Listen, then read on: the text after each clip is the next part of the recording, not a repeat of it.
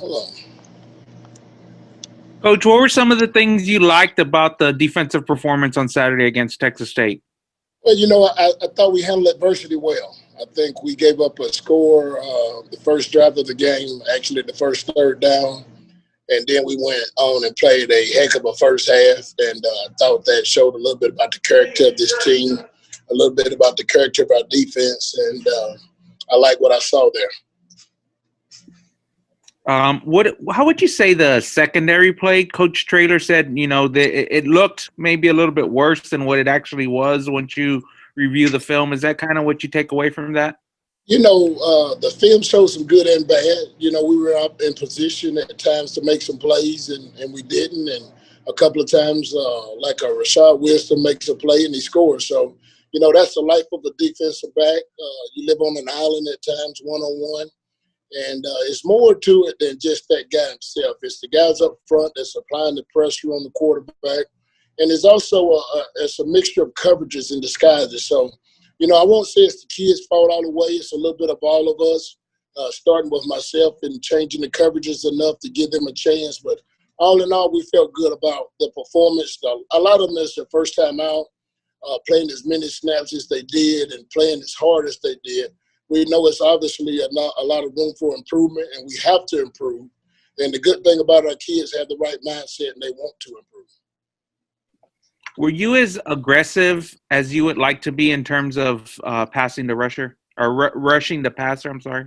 Yeah, I think we mixed up a variety of different things. At times we ran rush 3, at times we were 4, and at times we were 5 or more. So we felt like throughout the game, we were able to get pressure on the quarterback quite often. And, sometimes we brought more than others. All right, Coach, thanks. I'll come back for some more questions later. Yes, sir. Coach Greg, you're up. Coach, did you feel like you had enough of your system installed to be able to be effective and keep Texas State off balance, or were you somewhat limited in that way? I felt later in this week, probably the first of this week, I felt like I should have taken more into the game. I wish I had a few more calls that I'm used to playing. And we have installed some of those things this week to help us in those situations in the future. So, at the time we looked at it, we felt like we had what the kids could execute at a high level. And, when a situation happens like it did last Saturday, we were able to teach the guys why we have to continue to install, why we have to continue to implement other things for different situations. And the kids, they responded well. And they all understand that, sometimes when you give more on the back end, then we expect more out of our front. And we feel like with Coach Rod Wright has done with our D-line and, those guys up front, the way they're playing, that we could put a little bit more pressure on them instead of our secondary at times. So will there be a noticeable difference this week in terms of what you'll be able to call? No, I think the game, the score, the situations will dictate some of those things that we'll call. We're going to run our base, and we're going to do that every week, and we're going to try to go from there. And whatever the situation dictates, whether it's a 2-minute type situation or, it's a situation where we're in a 4-minute, we got to get the ball back. We're going to call whatever we feel like we need to help us win the game. So, a lot of times we're going there with one mindset, and the game may be totally opposite. So right now, we feel like we're going to mix everything up as much as we can. Coach Traylor mentioned that fatigue was kind of a factor in this game. Did you have to play call around that down the stretch, or how did that sort of impact the way the game played out on the defensive end? I didn't change a thing, and that's probably what I should have done, or rotated more guys. Sometimes when you're in the heat of the moment, you don't realize the conditioning or the stamina that the guys are in at that moment. We do challenge the guys on every play to, play with perfect effort. And if you're not able to do so, then allow your backup to come in the game and give us an opportunity. And that's something that you learn as a new staff. That's something you learn as spending time with your players for the first time. They got to trust us that we understand that they're not showing a weakness or some form of fatigue. It's just, it happens to us all. So, the biggest challenge is straining harder, doing practice, continuing to condition yourself. And in the meantime, when you're not, and you physically know you're not there, allow the other guy at your position to go in and take a few snaps. You know, we feel like we have adequate backups and guys who can go out there and get the job done. Do you make the call on those rotations, or do they get to, give some kind of signal when they're gassed and could use a breather? Obviously, the head coach makes the final decision, but he trusts me with the defensive side, and I trust the position coach. But we also give the player who knows himself better than anyone else when he's fatigued, and we may not notice it, he has the opportunity to tap out, is what we would call it. Mm-hmm. Do you see that challenge being different this week, given that you're indoors and you have a game under your belt? A couple advantages in conditioning. I think it's no doubt having a game under our belt helps us. It helps the adrenaline. It helps the kid, gain more composure earlier in the game. Of course, the weather outdoors in Texas is extremely hot. And, we get an opportunity to play inside of a dome where it's 72 degrees all year round. So we feel like that's going to be to our advantage and our players' advantage, because that's probably the perfect scenario of playing the game. So we feel like that will help us somewhat throughout this ball game. We saw on the depth chart this week, Jamal Ligon moved up to a starting role. Can you tell us about that decision and what he brings to the table? Jamal is a kid who I bragged about a week ago. He's a true freshman who has really stood out since his time on campus. He's a guy who has a tremendous work ethic, and that started from him in high school to him attending our campus and getting with Coach Ryan Follow. He's a kid that's a great finisher. He plays with 100 miles per hour, and he's a kid that pays attention to detail. He's very smart.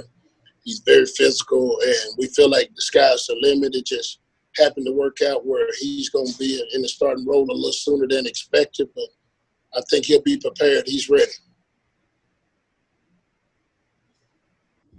Okay, JJ, we'll go back to you.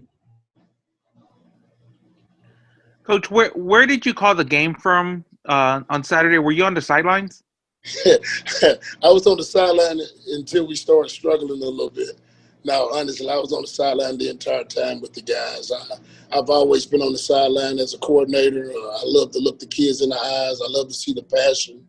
I get a feel for the game and how the game is going, and I get a chance to challenge the guys face to face. So that's where I spent the majority of my time in my coaching career, and I don't see that changing anytime soon. This was the first game with your staff all together. How did things go logistically as far as, getting the players in and out and getting all the calls in? I think it went great. We didn't have any substitution errors. We were close a couple of times, but those things are to be expected with a new team and a new staff. But all in all, I thought the guys who handled the substitution did a great job. I got great information from the box, from the guys that's, feeding that information on what's going on from their point of view. And I think we work well together. I think all of our guys work within the special teams and within the defense as effectively as possible. Coach Traylor was telling us he said he noticed Texas State was warming up kind of like in a max protect at halftime. I'm just curious, how much input and how much communication does Coach Traylor have with you about the actual plays you guys call? Coach Traylor has embodied an unbelievable amount of trust in me and in our defensive staff.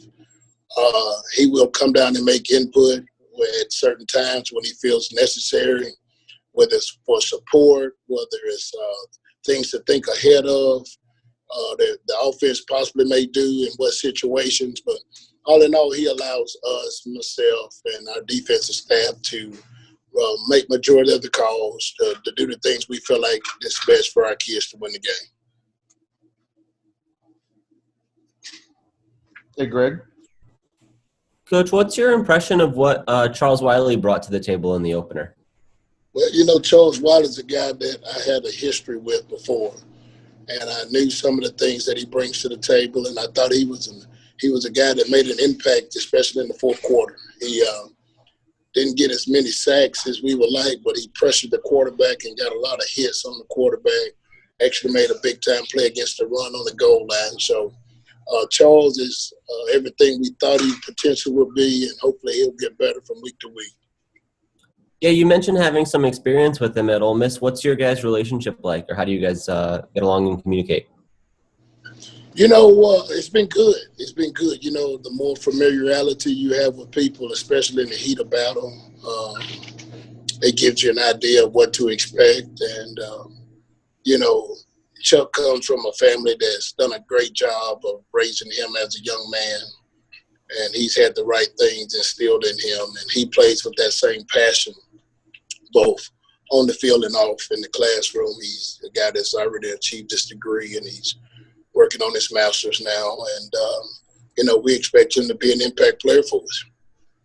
Is that 3-4 outside linebacker position the ideal fit for him, or how do you see his skill set translating to a defense?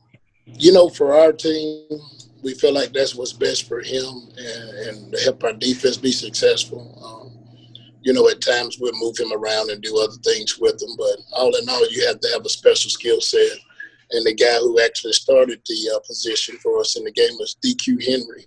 So we feel like we have 2 or 3. Solomon Wise is another guy that plays that position. So we feel like we have multiple guys that have a unbelievable skill set. Some attributes are speed, some are strength, some is a little bit of both. So they all bring different things to the table. It seemed like for Wiley at Ole Miss when they made that move and he got the opportunity to play that linebacker role, that it sort of revitalized him. How did you see him make that transition initially? Well, I think it's tough for any kid, and I base that upon my experiences doing it, and what the DQ experience and Solo's experience. That it's a transition that takes time. You don't see the results you would like immediately at times because it's a total different position. But all in all, when we look at the production sheet, we see that guy making an impact in the ball game. So it's been successful for us in game one.